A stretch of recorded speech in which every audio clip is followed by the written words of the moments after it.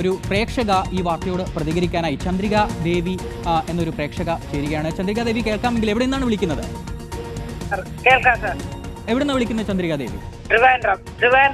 ട്രിവാൻഡ്രത്ത്. ചന്ദ്രിക ദേവിക്ക് ഇത്തരത്തിലുള്ള ഒരു അനുഭവം എന്തെങ്കിലും ഉണ്ടായിട്ടുണ്ടോ? അതായത് ഈ തെരുവ് നായ ശല്യം അനുഭവിക്കേണ്ടി വന്നിട്ടുണ്ടോ? തെരുവ് വെളിയിൽ പുറത്തിറങ്ങാൻ പറ്റൂല. ഞാൻ ഗവൺമെന്റ് ഫോർട്ട് താലൂക്ക് ആശുപത്രിയുടെ വെളിയിലാണ് താമസിക്കുന്നത്. അപ്പൊ ഇവിടെ സ്ഥിരം രാത്രിയാകുമ്പം 2-3 ആൾക്കാർ ഭക്ഷണം കൊണ്ടുവന്ന് നായ്ക്ക് കൊടുക്കും.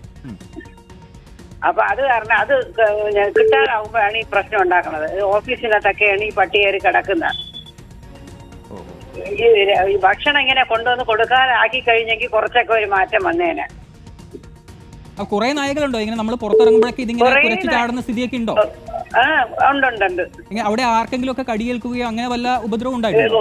ഒരു 5 മാസത്തിന് മുമ്പേ ഒരു കൊച്ചു സ്കൂളിൽ പഠിക്കുന്ന ഒരു കുട്ടിയെ കടിച്ചു. അത് കഴിഞ്ഞിട്ട് വയസ്സായ ഒരു അമ്മാവനെ കടിച്ചു. അത് തന്നെ അതിവിടെ കൈതമുക്ക് എന്ന് പറയുന്ന സ്ഥലത്താണ്.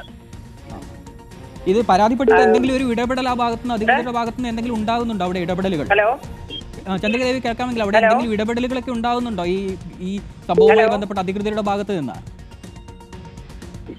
ഹലോ ഇല്ല, ചന്ദ്രിക ദേവിക്ക് ഏതായാലും കേൾക്കാൻ കഴിയുന്നില്ല എന്നാണ് മനസ്സിലാക്കുന്നത്. അങ്ങനെ കൊല്ലത്തെ സംഭവം പറഞ്ഞു കഴിഞ്ഞപ്പോൾ തിരുവനന്തപുരത്ത് നിന്ന് ചന്ദ്രിക ദേവി അവരുടെ ചുറ്റിലും കാണുന്ന കാഴ്ചകളാണ് പറഞ്ഞത്. അവിടെ ചില ആളുകൾ ഭക്ഷണമൊക്കെ കൊടുക്കുന്നുണ്ട്. ശരി, അത് നല്ല കാര്യം തന്നെയായിരിക്കാം. പക്ഷേ അവിടെ സംഭവിക്കുന്നത് എന്താണ് എന്ന് പറഞ്ഞാൽ ഇങ്ങനെ നായകൾ കൂട്ടമായി വരുന്നു. അത് നാട്ടുകാർക്ക് നേരെ കുരച്ചു ചാടുന്നു. അവർക്ക് അതിൻ്റെ ഉപദ്രവം ഏൽക്കേണ്ടി വരുന്നു എന്നുള്ളത് തന്നെയാണ്